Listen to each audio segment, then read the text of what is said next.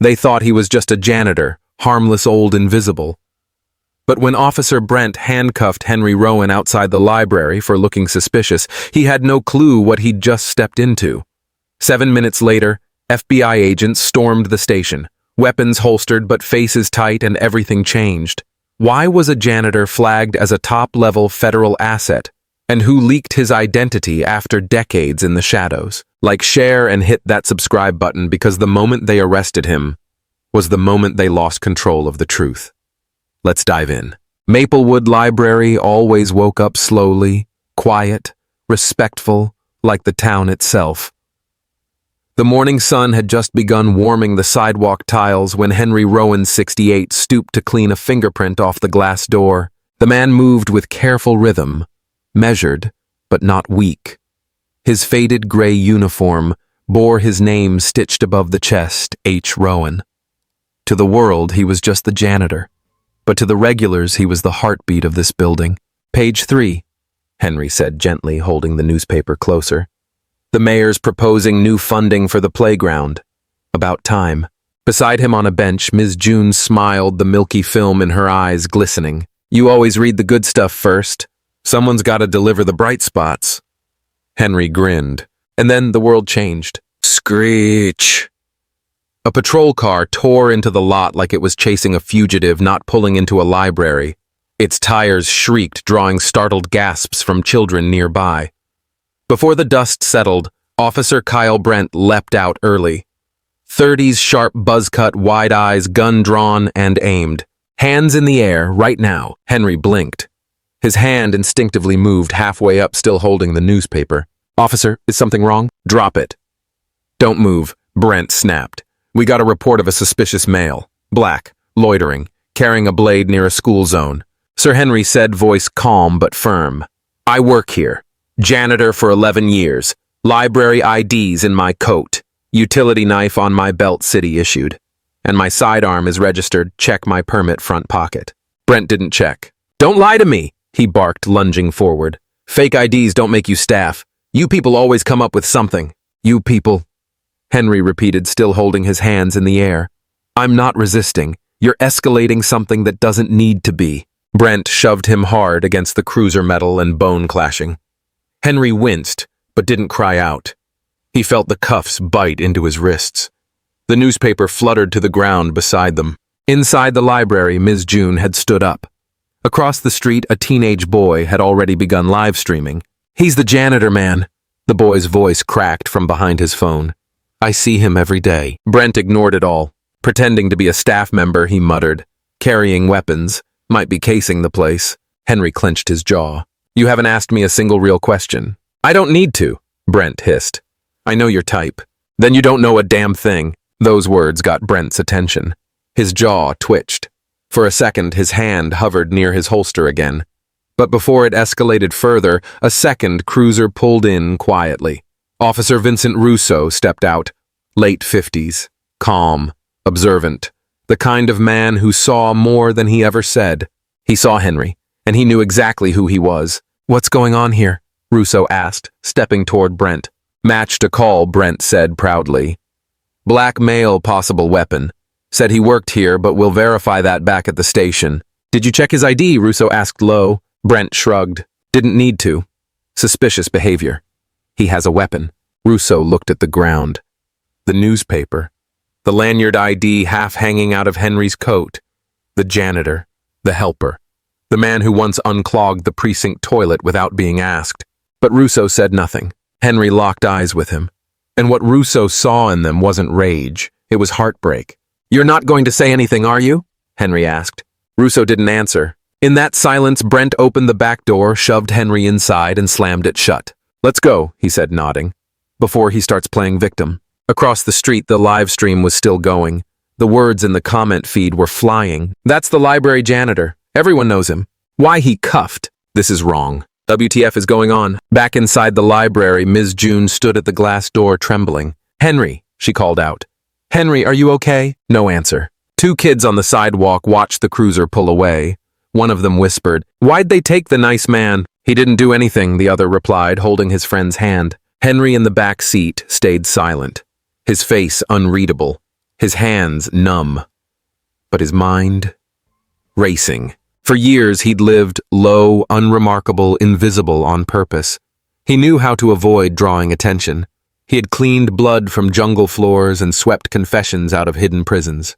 And yet this was the moment it all began to unravel. Not because of who he was, but because someone decided he was someone else. Because one young officer couldn't see past skin and suspicion. And somewhere deep inside the part of him that had gone silent for decades, something stirred.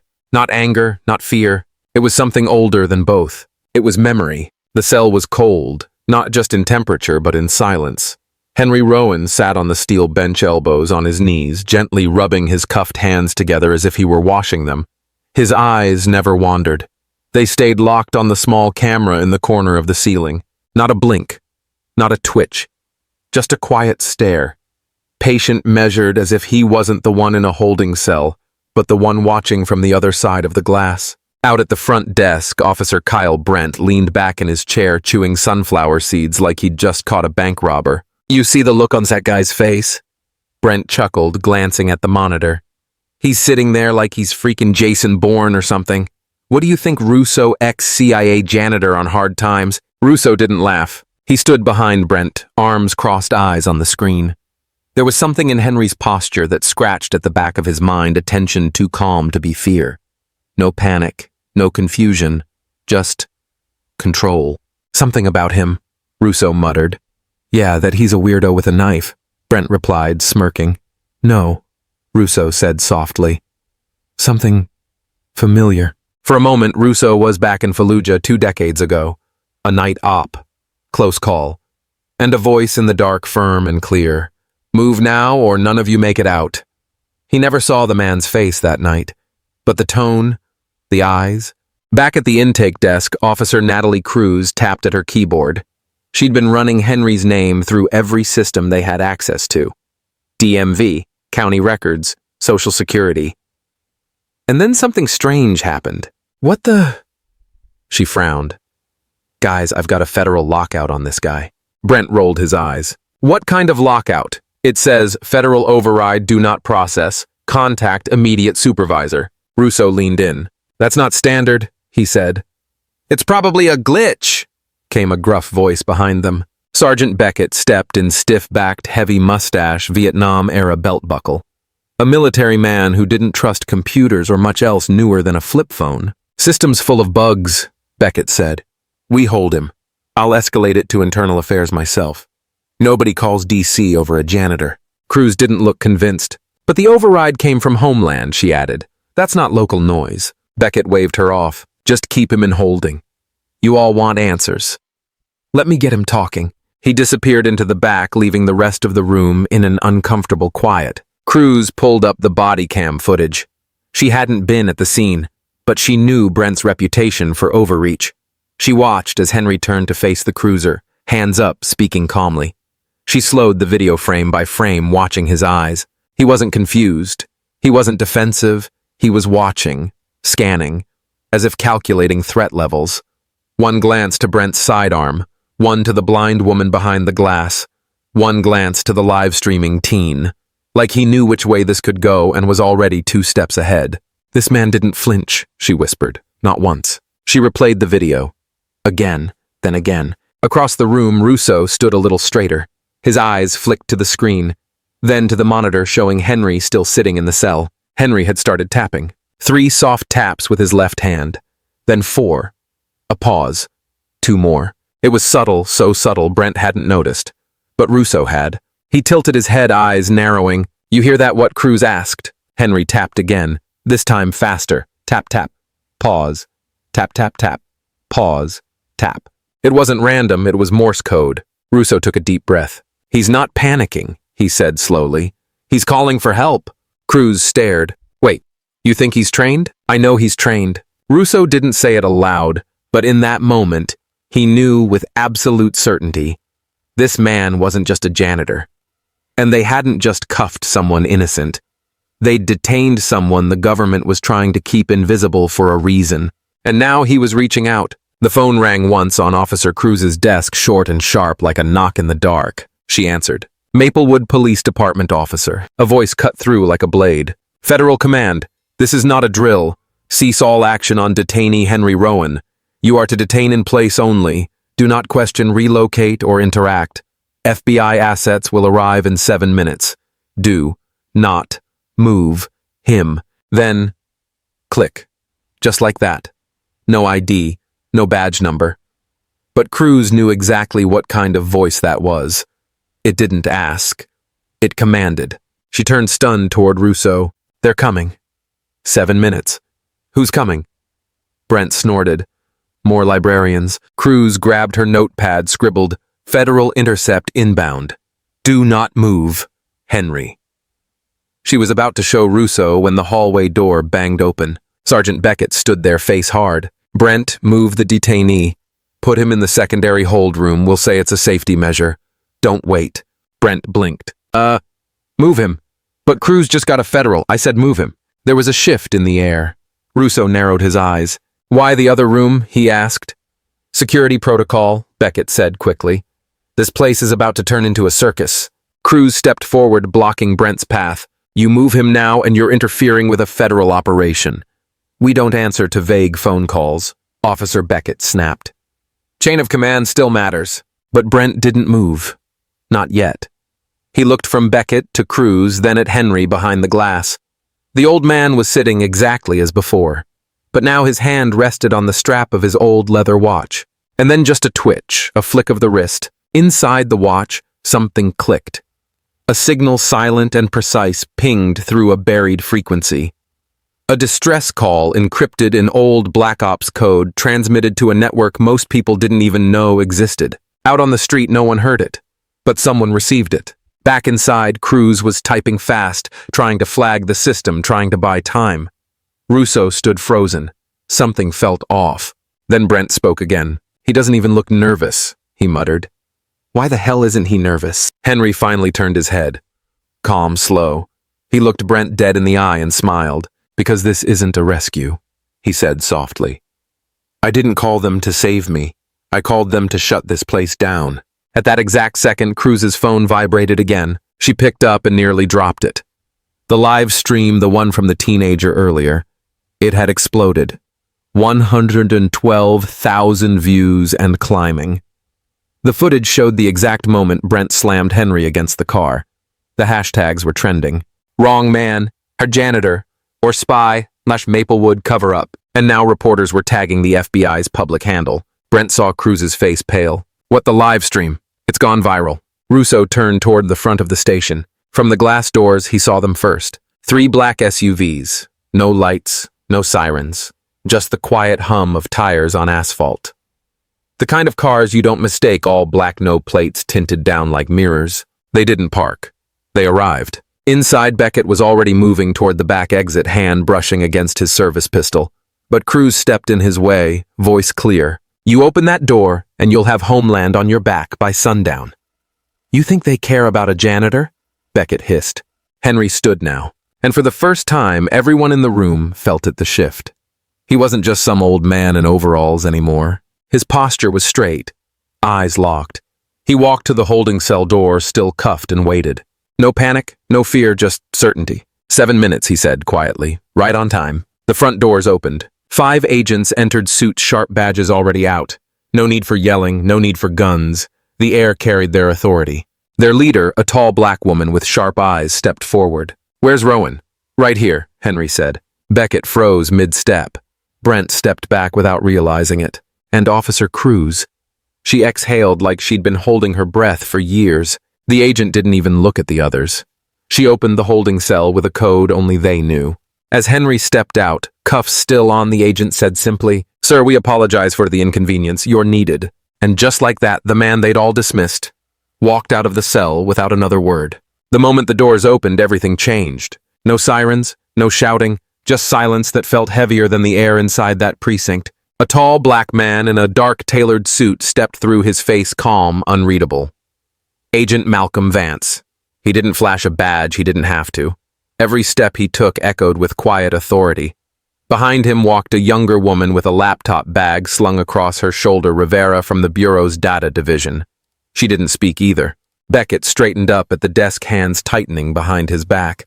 Brent stepped aside instinctively. Cruz looked from one to the other, confused. Vance's voice was level, but it cut like steel. Who authorized the arrest of Henry Rowan? The room held its breath. Beckett cleared his throat. That would be me, acting on suspicious behavior near a school zone. Stop, Vance said, holding up one finger. You just triggered the emergency preservation protocol.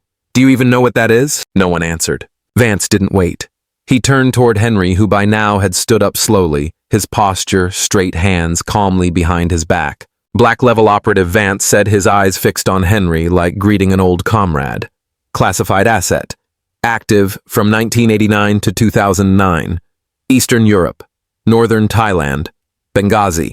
Morocco. Silence dropped like a hammer. Brent's mouth fell open. Cruz blinked hard, then looked down at her notepad like maybe she'd missed something vital. Russo slowly took a step back, his jaw slack. That name. That face. It wasn't just familiar. It was respected. Henry didn't move. He didn't have to. This man's official records are sealed. His file is marked deceased in federal systems for his own protection. Vance continued. Anyone interfering with him triggers an automatic alert across every alphabet agency. Rivera chimed in quietly, eyes on her screen. Sir, someone accessed Mr. Rowan's old file from a terminal in this building. Timestamp 6:48 a.m. IP matches Beckett's office. Everyone turned. Beckett's skin lost its color. His lips moved, but no words came out. Only a breathless stammer. Henry finally broke his silence. They buried me on paper. Called it a closed chapter. Thought the past would never walk again. He looked directly at Beckett.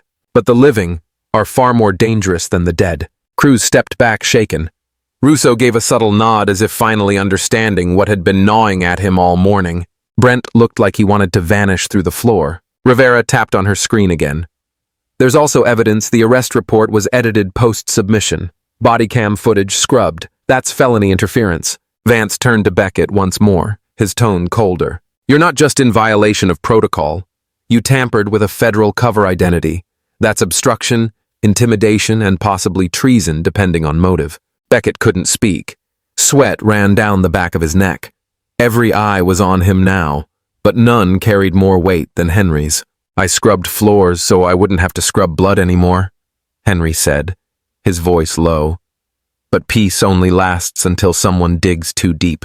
Vance faced the officers. Effective immediately. This station is under federal lock. Phones, footage, access logs, everything is frozen. Any resistance will be treated as obstruction of a federal operation. One by one, officers put their hands up or backed away. Cruz didn't move.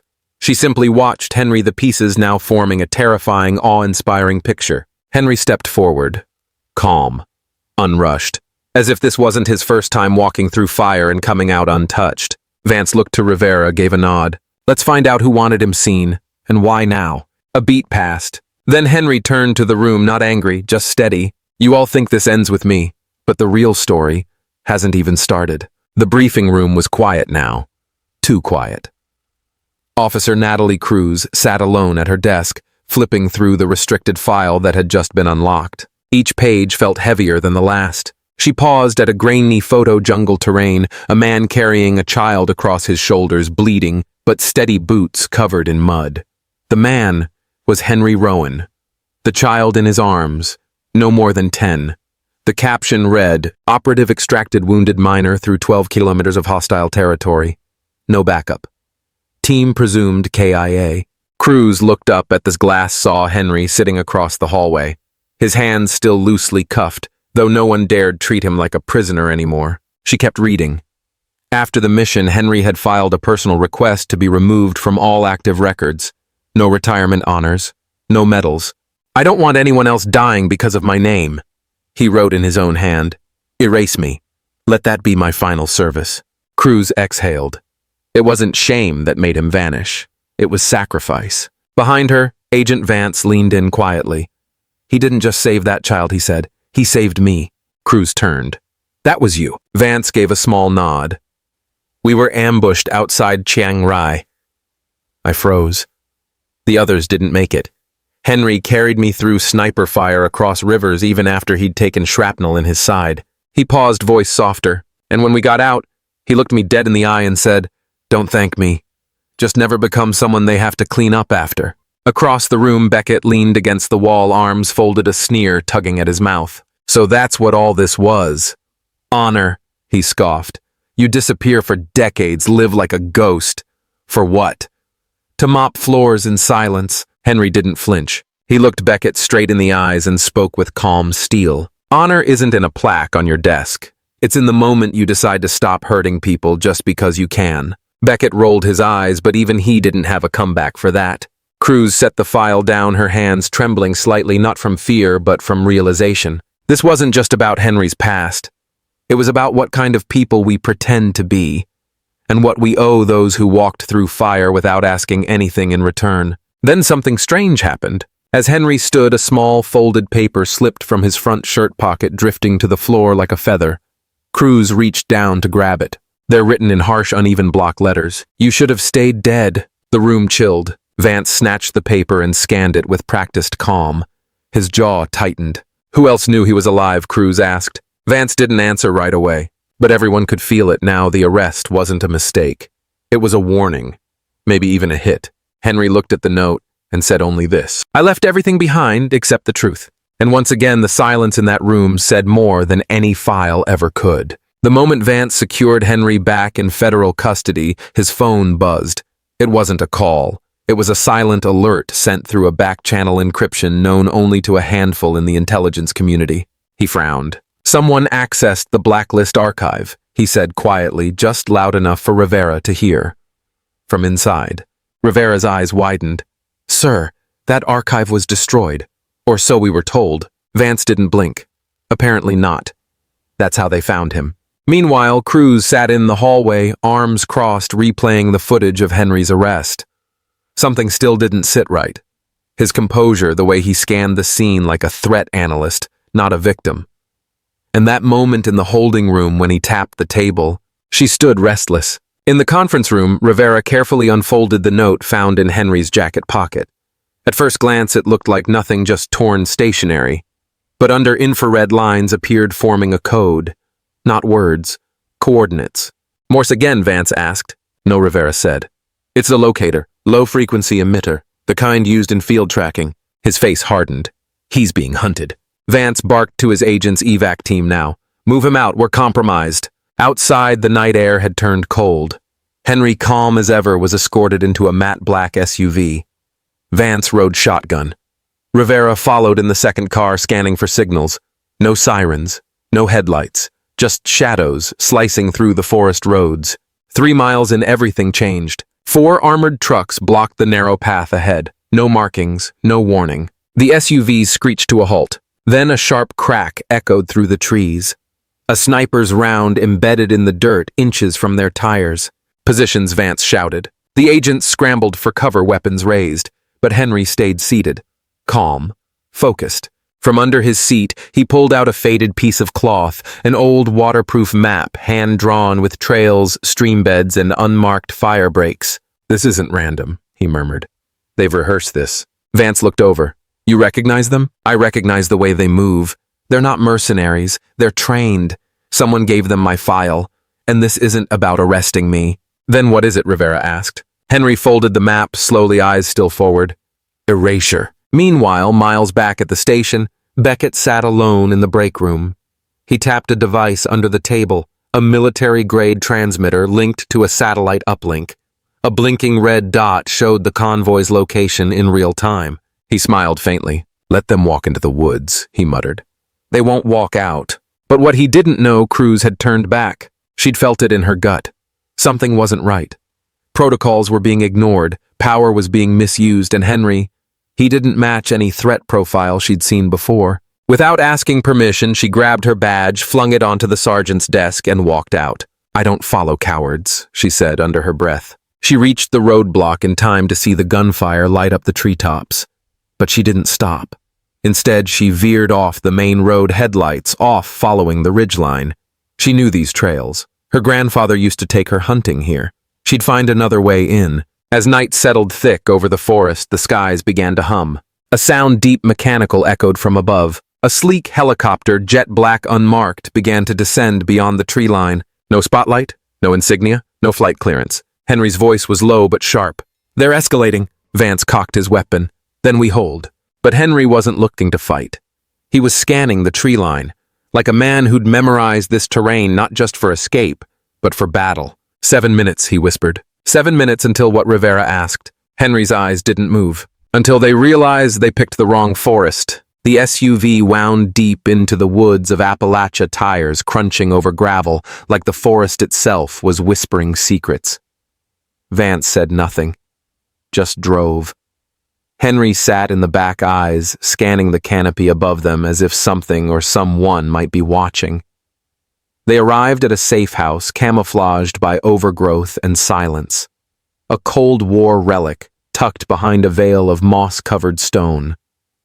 Vance unlocked the front with an old keycard. The door creaked open. "This used to be a Soviet signal jamming bunker," Vance muttered. "Repurposed, off-grid, no digital trail." Henry didn't answer. He stepped in slowly, not with fear, but with the methodical caution of a man trained to expect betrayal. His eyes darted to the corners. The air felt disturbed. Off. He paused at the entryway, then bent down. "The lock's been replaced," he said quietly. "This isn't the original key plate." Cruz, who had followed without orders, stiffened. "You mean someone's been here?" Henry didn't reply. He ran his hand along the wall until his fingers stopped on a patch, with faint, unnatural warmth. "Someone drilled through here. A cable port. Maybe audio, maybe more." Vance frowned. "That's not possible. We swept." "Not well enough." Henry interrupted, his voice low, steady.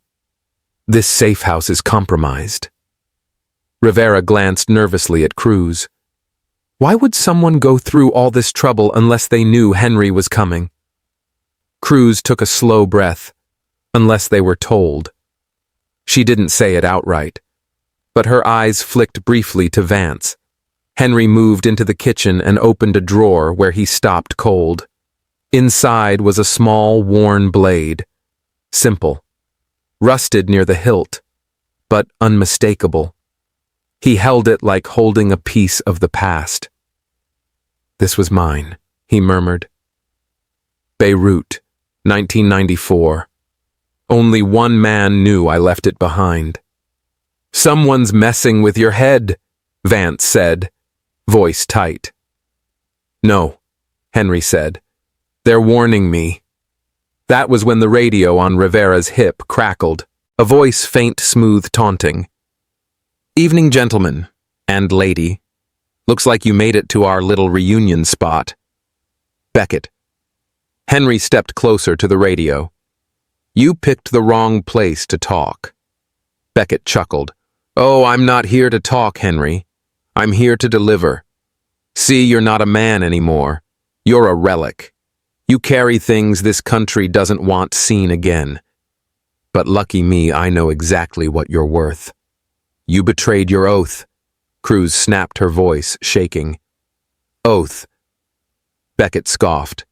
"They buried men like Henry in closed files and plastic bags.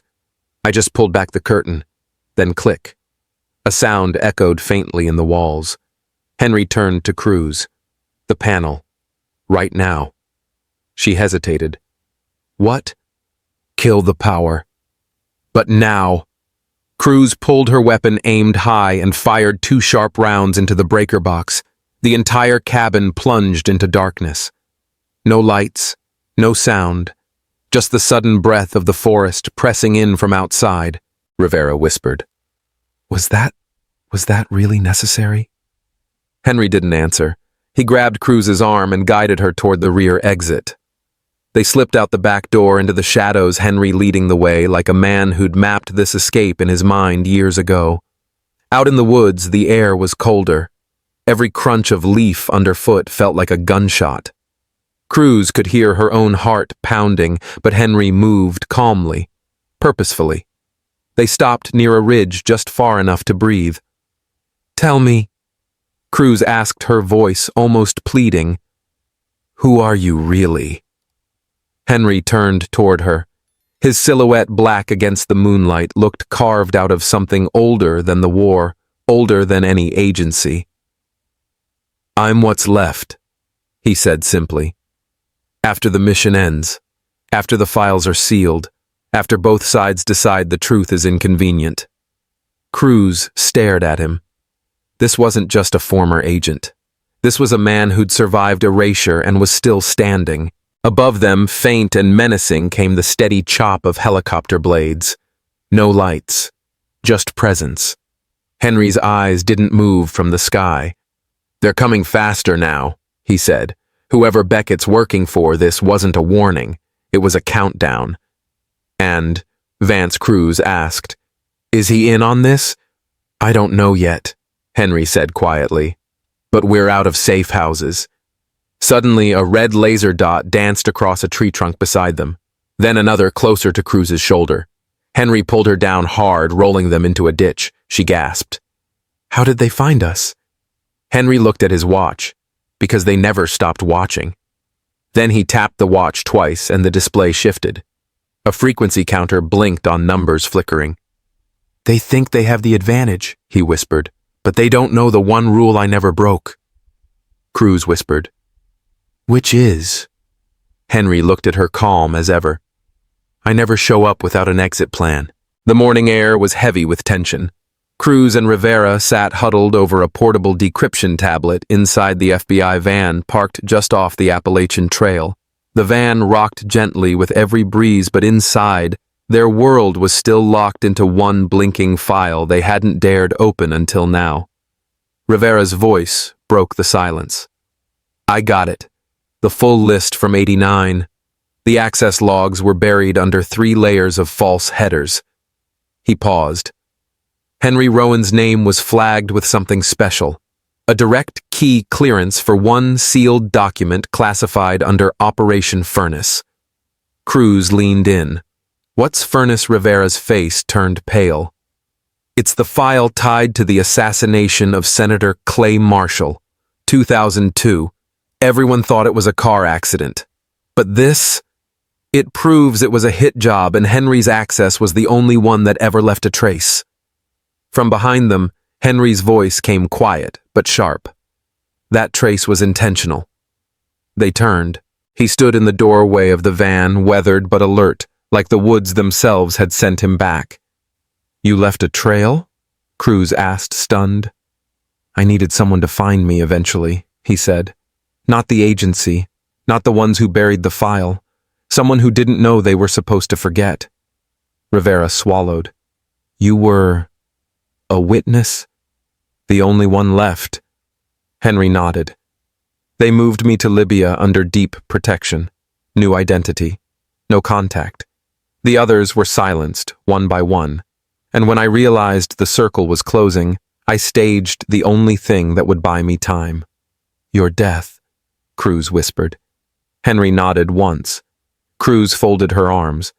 But why now? Why are they suddenly chasing you again after all these years? Henry reached into his inner jacket pocket. What he pulled out wasn't a weapon. It was a photo worn, folded a dozen times, edges soft, from memory. A young boy no older than 8, with a bloodied bandage wrapped around his head, and Henry's arm protectively around his shoulder. I carried him through 12 kilometers of jungle, Henry said softly. I lost my entire team that day. They were all ordered to pull out. I disobeyed. I stayed.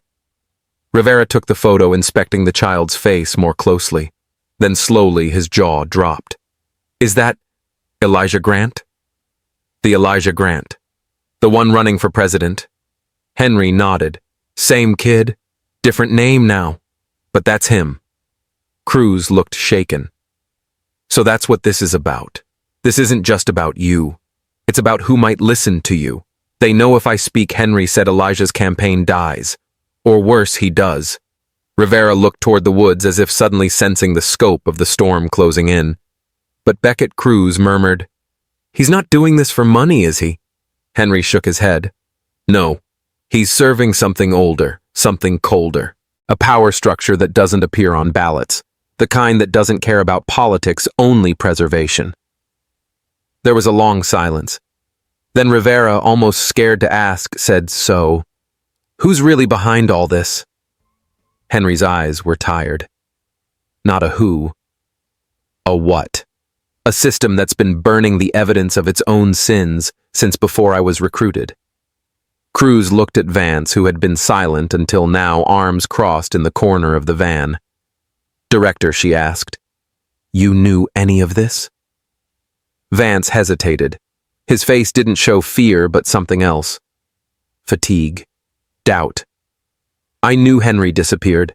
I was told it was a field failure in Morocco, that the files were sealed by higher command." He looked at Henry, the weight of years settling in his eyes. "But I didn't know he was still breathing, and I sure as hell didn't know about Grant." Henry met his gaze. "You believe me now." Vance said nothing for a beat, then gave a small nod. "I believe we've been dancing in someone else's playbook." Just then, Rivera's tablet buzzed again. Cruz read the message aloud. "Unauthorized access to Beckett's terminal. Coordinates uploaded. Target Rowan." Rivera glanced at the clock. "They're moving. Fast." Henry took the photo back, folded it once more, and tucked it carefully into his pocket. "I didn't stay alive all these years just to run," he said. "But if Elijah's going to make it to the podium, I need to vanish one more time." The wind howled low through the trees, carrying with it the crackle of radios and the metallic clink of weapons being locked and loaded. Hidden behind the veil of dawn, a dozen men in black tactical gear crept toward a decaying hunting cabin tucked deep in the Appalachian woods.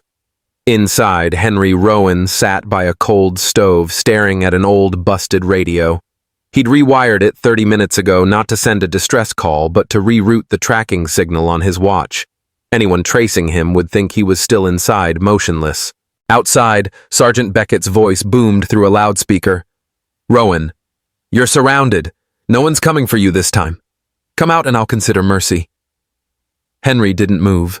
He glanced at Cruz and Rivera crouched near the back of the cabin.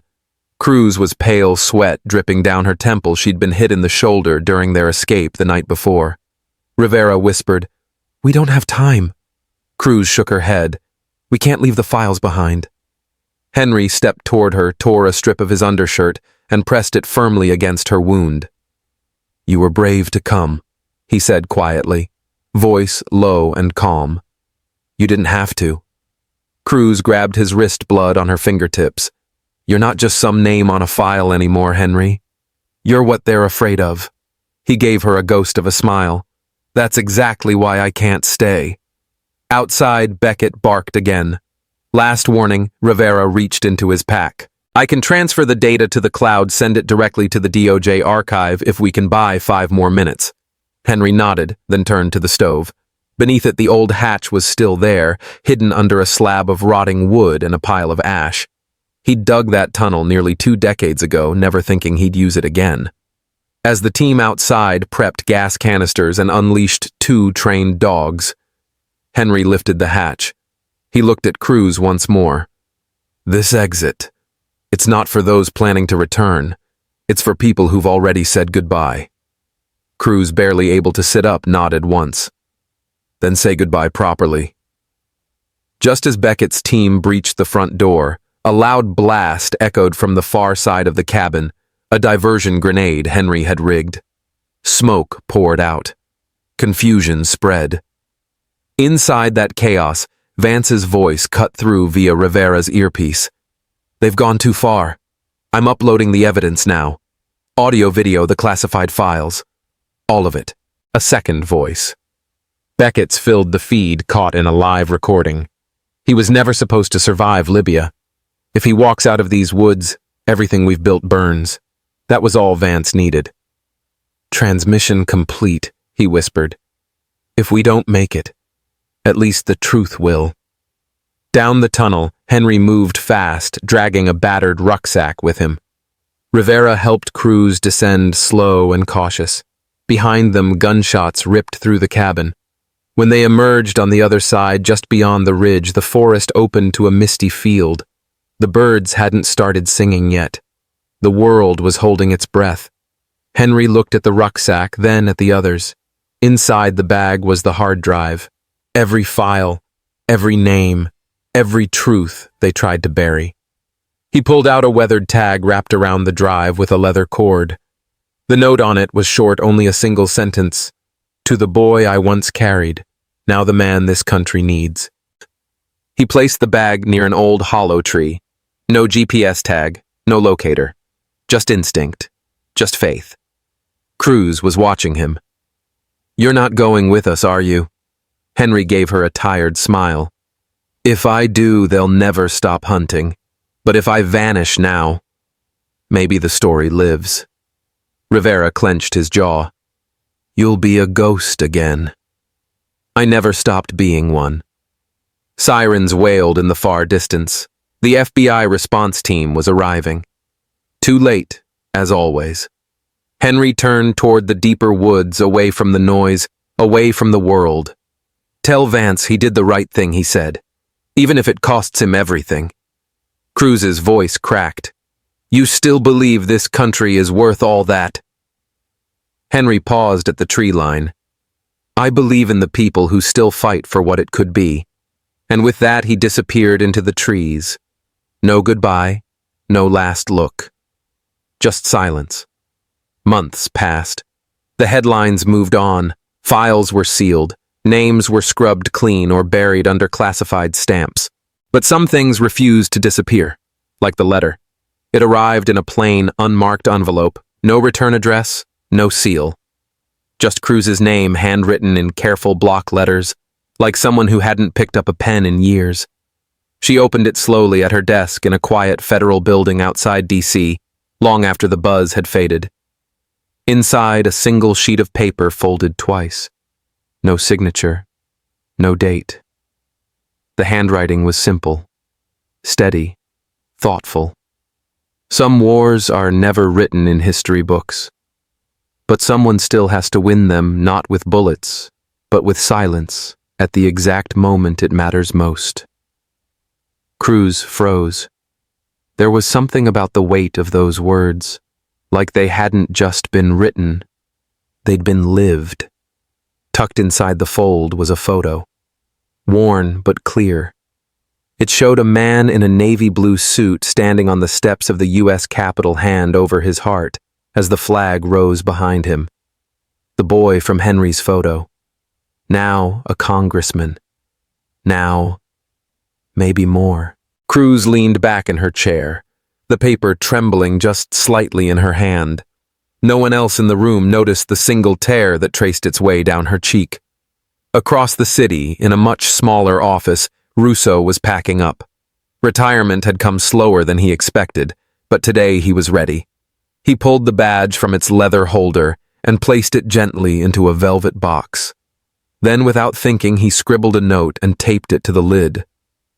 I once met a man who never needed to prove who he was, because he was the truth itself. That was all. He turned off the light, closed the door, and didn't look back. Somewhere further south, Brent stood outside a courthouse. The verdict had come down hard. Misconduct. Termination. A name that once barked orders was now just another line in a case file. He sat on the steps alone. A court officer handed him a small brown envelope. Left for you this morning, she said. Brent opened it slowly. A photo. Faded but recent. Henry older, his face softer. He was sweeping a small dirt yard behind what looked like a children's home. One hand gripped the broom, the other rested gently on the shoulder of a young boy, laughing in mid-motion. On the back, in thin handwriting, still sweeping away the mess. But this time it's not mine. Brent didn't smile. He didn't cry. He just stared quiet still, and for the first time in years, listening. And somewhere beyond the fences and floodlights, in a corner of the world where names didn't matter, a man swept leaves in silence. The breeze shifted, and for a moment, it almost sounded like laughter. No cameras, no press, no medals, just the rhythm of bristles on concrete, steady, slow, and sure. And as the screen fades to black, the voice returns low, thoughtful, almost like someone leaning in close to share a secret. There are some people you think were never there, but when they finally step into the light, the world holds its breath just long enough to listen. Then, silence. Just the sound of footsteps, and a broom brushing the earth. One last time, if this story moved you even just a little, take a moment. Because what we just witnessed wasn't about guns or glory. It was about truth, quiet courage, and the kind of honor that doesn't need a name tag to matter. Henry didn't seek praise. He chose silence over spotlight. But maybe that's exactly why his voice echoes louder than most. At Mr. Mac's Stories, we believe in the power of those untold truths, the ones hidden in everyday people, the ones that remind us. Sometimes the strongest thing you can do is stand still and stay true. So if this story spoke to your heart, please hit that like button. Share it with someone who still believes in quiet heroes. And don't forget to subscribe to Mr. Mac's Stories for more powerful tales just like this one. Your support means everything to us. It tells our small creative team, keep going. This matters. And every time you hear that broom at the end of a story, that's our symbol. A reminder that some messes never make headlines, but they still need to be cleaned up. Thank you for being here. This is Mr. Mac's Stories, where truth whispers and the world listens.